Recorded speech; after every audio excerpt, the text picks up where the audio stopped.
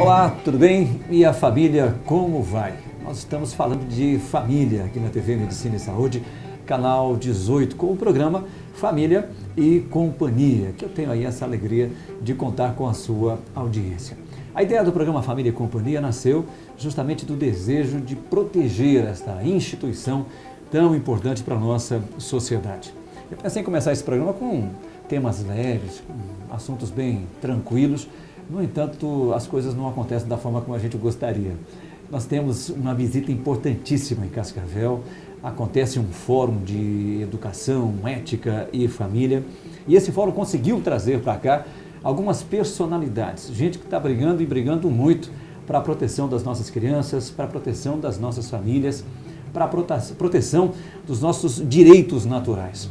E eu tenho a alegria de contar aqui no Família e Companhia com uma dessas personalidades. Eu conto com a presença do Dr. Guilherme Schelp, ele é procurador da República, um cara que tem rodado o Brasil, um cara que tem trabalhado e trabalhado muito por aí para defender principalmente as nossas crianças, né? E é uma briga realmente de uma pessoa determinada, é o que a gente tem visto. Doutor, obrigado pela sua presença em Cascavel, obrigado pela sua presença aqui no Família e Companhia. Uma alegria ter o senhor com a gente. A honra é toda minha, eu que agradeço. Bom dia a todos. Bom, doutor, com relação a essa luta, essa briga, né? Quando a gente fala isso, numa sociedade que está tão distraída, com tanto lazer, né? Com tanta distração virtual, com tantas possibilidades de se realizar, né? Ou pelo menos promessas de realização, o senhor vem nos fala de uma luta e de uma briga necessária para proteger crianças e para proteger família. Elas estão realmente em risco, doutor? O risco é tremendo e não é de agora, é de algum tempo, há muitos anos. As escolas e creches têm sido um local de uma revolução silenciosa.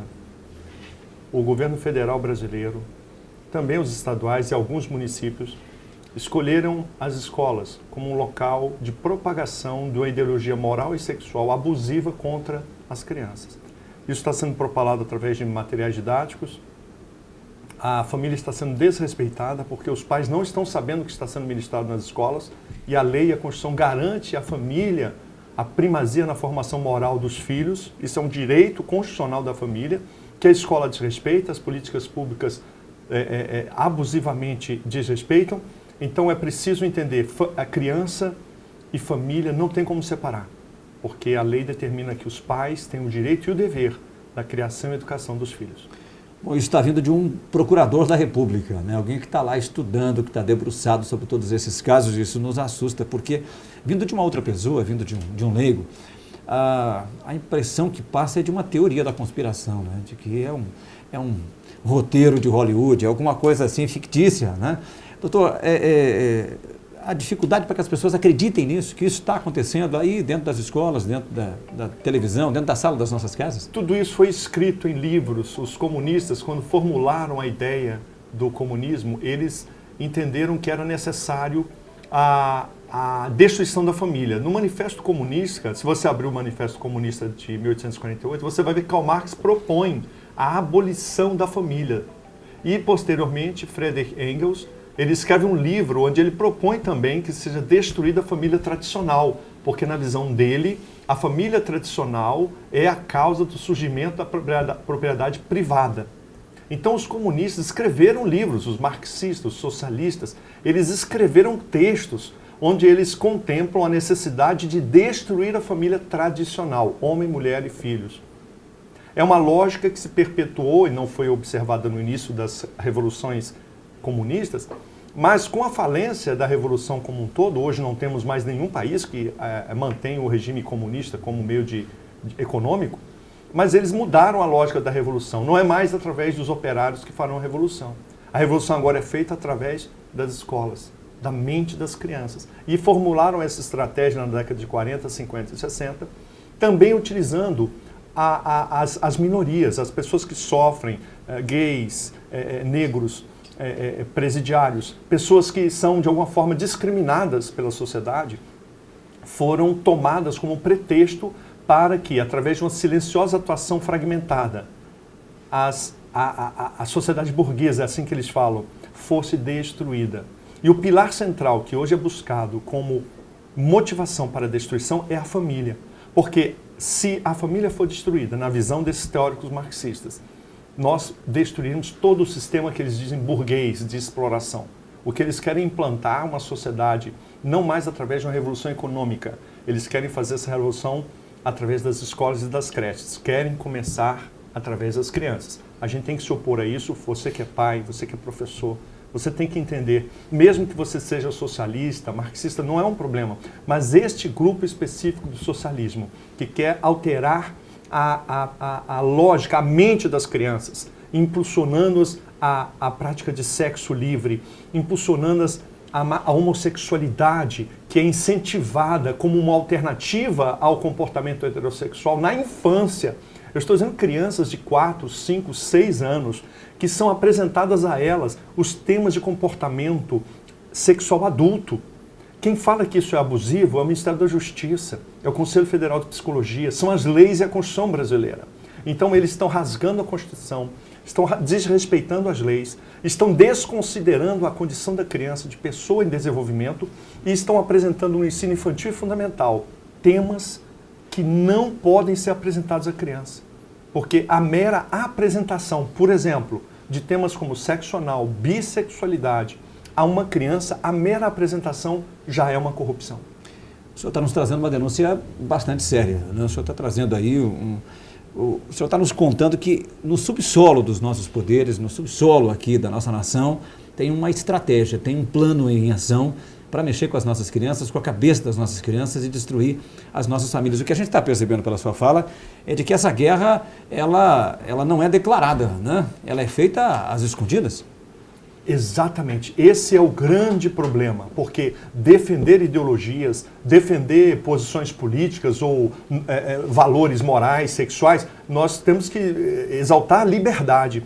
Mas o que esses grupos marxistas e socialistas culturais, anarquistas também, o que eles fazem é se esconder na bandeira dos direitos humanos. Eles se escondem atrás de placas, de bandeiras nobres. Combater a discriminação, combater o preconceito, isso é nobre. Defender minorias, isso é nobre. Mas isso é o que eles alegam fazer. Quando nós vamos ver o que efetivamente eles estão fazendo, você vai verificar que eles estão fazendo uma corrupção sistemática, mediante erotização, pornografia e incentivo de crianças e adolescentes à prática sexual, incentivo às crianças e adolescentes à masturbação. Imagine vocês, materiais didáticos, numa escola com alunos de 6 a 8 anos. O material didático que vem do MEC contempla numa das suas páginas, incentiva as crianças a se masturbar e alerta, não conte para os seus pais. Esse material foi apreendido na cidade de Fernandópolis, em São Paulo, mas também em Recife nós temos outros exemplos, e pelo Brasil afora. Então a própria escola viola em seu material didático o direito da família na formação moral dos filhos. E ainda diz para o filho não contar para o pai. Algumas escolas contemplam material que diz assim, os segredos da escola, coisas que você não deve contar para os seus pais. Então, os pais que são responsáveis civis pelo comportamento dos filhos, os pais, a família que vai arcar com as consequências dos atos dos seus filhos, porque de acordo com a lei brasileira, os pais, a família é responsável por qualquer dano que o filho praticar, filho, criança ou adolescente, a terceiros. Mas não é só isso. Se a criança, uma menina engravidar, quem vai visitá-la no hospital? Os pais. Quem vai ter que cuidar da criança, do bebê? Os pais. Então, a própria lei, contemplando a responsabilidade da família, é que determina, já que a família é que arca com as consequências, a formação moral é direito da família. Então o professor, ele fica, esses que praticam esses abusos, não são todos, muitos se opõem a isso. Mas esse material didático que incentiva a erotização das crianças está violando o direito da família. De acordo com a Constituição brasileira, é a família que deve orientar os critérios morais na formação dos filhos. Bom, se os meus filhos estão sendo doutrinados em sala de aula, se os meus filhos estão tendo lá, sendo ensinados, né, a utilizar a sua sexualidade, a maneira como querem professores e diretores de escola, é possível punir esses professores? É possível punir essa escola? É o que eu quero que o Dr. Guilherme Schelman nos responda já, depois do nosso intervalo.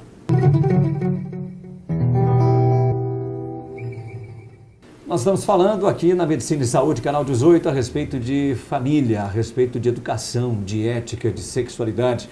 E nós recebemos com uma grande honra, com grande satisfação, o Dr. Guilherme Shelby, que é procurador da República e um palestrante, escritor, um batalhador pelas causas da família e também pela defesa da infância, que as crianças têm o direito de ser crianças e não adultos pequenos, como ele costuma dizer. Estão tentando fazer com que, tratando as nossas crianças como se fossem adultos pequenos. Ele está denunciando aqui, através do nosso programa e através das suas palestras, através dos seus livros, que isso tem ocorrido dentro das salas de aula, olha, sem que nós pais saibamos. Doutor, a partir do momento que a gente tome consciência disso, que a gente saiba realmente que está acontecendo isso dentro de uma sala de aula, é possível acionar o Poder Judiciário? É possível punir aqueles que estão mexendo lá com a cabeça das nossas crianças? É possível, mas eu proponho antes, conhecendo esse sistema, que nós tenhamos uma atitude consensual. Primeiro, ir à direção da escola, aos professores, às próprias famílias e conscientizá-las de que criança não é um adulto pequeno. Quem reconhece isso são as empresas, as empresas de propaganda e publicidade de todo mundo. Os conselhos de autorregulamentação de publicidade e propaganda da Europa, dos Estados Unidos e do Brasil, as empresas que querem vender produtos e serviços, elas reconhecem unisonamente, todas, que criança possui vulnerabilidade psicológica. Ou seja, a propaganda dirigida à criança tem que ser especial, porque a criança não tem capacidade de lidar com a informação. Porque pelo seu estado de desenvolvimento, a criança ela não sabe distinguir o que é informado, ordenado ou sugerido. Ela toma tudo de forma ainda muito precoce, ela não tem habilidade. Então, se para publicidade e propaganda isso se revela de forma uníssona em todo mundo, também no Brasil, a Constituição reconhece que as crianças precisam de cuidado e ordena que a União classifique os programas de televisão e classifique para proteger as crianças, como fala a Constituição, em nome dos princípios éticos da pessoa e da família. Esse é o texto constitucional. Portanto, criança, na Constituição, é um ser em desenvolvimento que merece proteção integral e prioritária. É a dicção da Constituição Federal. O que está acontecendo hoje é o desrespeito a esse preceito constitucional, o desrespeito à norma do Estatuto da Criança e do Adolescente, que ordena que as publicações infanto-juvenis, qualquer publicação dirigida ao público infanto-juvenil, deve respeitar os princípios éticos da família. Diante dessa violação, nós devemos ir às escolas, apresentar isso para os professores, para que eles já façam a seleção do material didático, para que eles tenham consciência da sua responsabilidade de educador e da responsabilidade da família. Portanto, um primeiro passo é consensual, informar, andar junto com a escola. Naqueles casos em que não houver respeito, aí sim, aí são ações judiciais, o professor pode ser processado criminalmente, ele pode ser processado por danos morais. E aqui eu quero dizer para você que é pai, que é mãe, se um professor ministrar um conhecimento abusivo, desrespeitando os direitos da família, você pode interpor no Juizado Especial de Pequenas Causas uma ação para reparação do dano moral individual. Esse professor vai ser condenado a lhe pagar de R$1.000 a R$3.000 de multa, de indenização, por ter violado o direito da família na formação moral dos filhos. Mas mais do que isso, se for um professor de escola pública, um servidor público, aplica-se a ele o princípio da lei da improbidade administrativa. Essa lei é severa.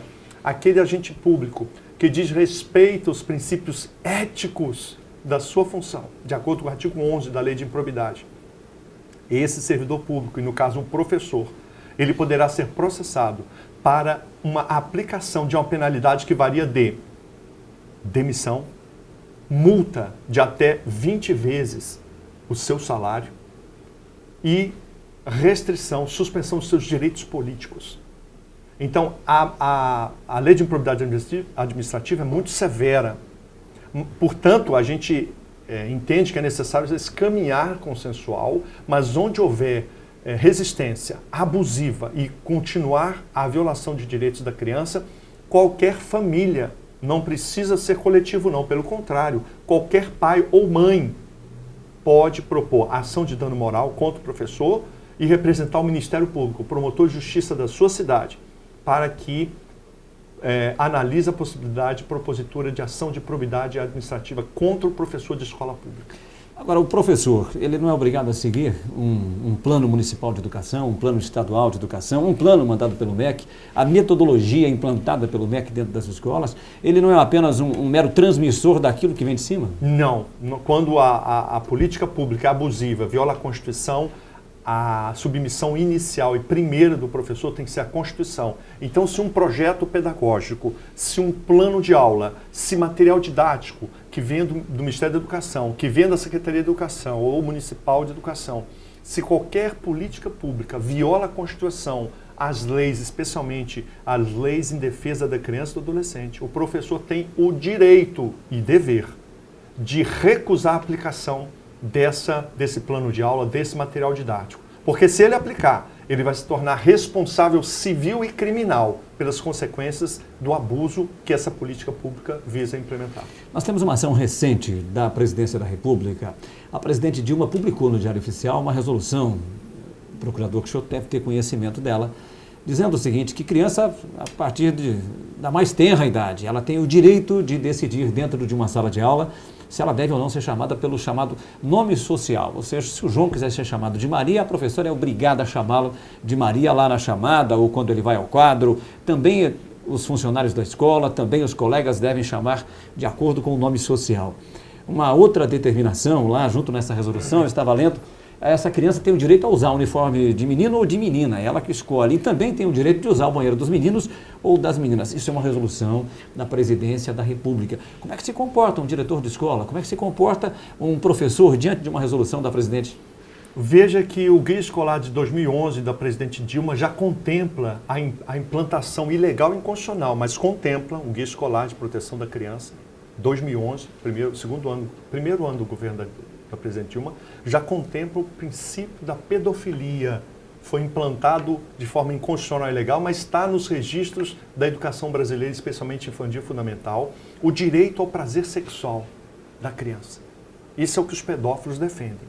E o MEC e a Presidência da República, no governo da Presidente Dilma, já contemplam isso. É um abuso contra a infância. Isso é um crime contra a infância. Mas mais do que isso. Nesse projeto agora, nessa resolução recente que você acaba de mencionar, ali já está contemplando exatamente essa revolução social. Porque eles querem as mentes das crianças. O que eles querem é fazer uma ruptura entre o sexo biológico da criança e o seu comportamento sexual. Eles, o partido que está no poder hoje, doutor? Isso é o Partido dos Trabalhadores, de uma lógica marxista, socialista, cultural. É uma revolução que um livro especial, Herbert Marcuse escreveu o livro Eros e Civilização. Nesse livro, ele propõe que as crianças e adolescentes sejam libertas do que ele chama logos grego. Eu não vou explicar aqui o que é isso, da razão grega dominadora, para ser uma razão hedonista, do prazer. E o que ele propõe para essa revolução que visa destruir a família? Erotizem as crianças. A erotização, a pedofilia, sexo com animais, sexo com cadáveres, os pais e mães, isso ele escreve no livro. Então, o que nós estamos assistindo, e essa figura dessa regulação, onde a criança agora tem autonomia de vontade e autonomia sexual, isso é o princípio da pedofilia, que na verdade é um instrumento da revolução. Porque erotizar crianças vai gerar crianças que vão estar muito pouco abertas a formarem família. A mente vai ser alterada, porque a psicologia explica, crianças erotizadas são crianças que têm comprometimento da sua cognição. A criança que é erotizada, em tenra idade, ela vai ter um desenvolvimento intelectual, afetivo, aquém do que teria. Então nós estamos observando uma política de Estado de degradação do entendimento, da afetividade, da intelectualidade das crianças, com um propósito abusivo. Olha, o pretexto é nobre, defender as minorias, combater o preconceito. Mas, na verdade, o que eles estão fazendo é uma profunda degradação, porque menino é menino e menina é menina. E eles estão querendo exatamente romper a noção de sexualidade, a noção de masculinidade nos meninos e de feminilidade nas meninas. Os materiais didáticos, e prestem atenção, isso não é só do Brasil, isso é da ONU. Os materiais que vêm da Unesco já contemplam esta ideologia cultural, ideológica, disfarçada, E é o que você falou no início. Nós não temos problemas com ideologias, seja ela socialista, seja ela marxista, seja ela conservadora ou liberal, não, mas que ela seja clara, que ela não esteja travestida, e até eu uso o termo com... Então, está travestida de direitos humanos uma política abusiva de instrumentalização das crianças para a sexualidade. Esses grupos ideológicos até podem brigar, mas deixem as nossas crianças fora da briga. Deixem fora dessa guerra, é isso? Eu costumo dizer, brigue com gente grande, as crianças não devem ser tocadas.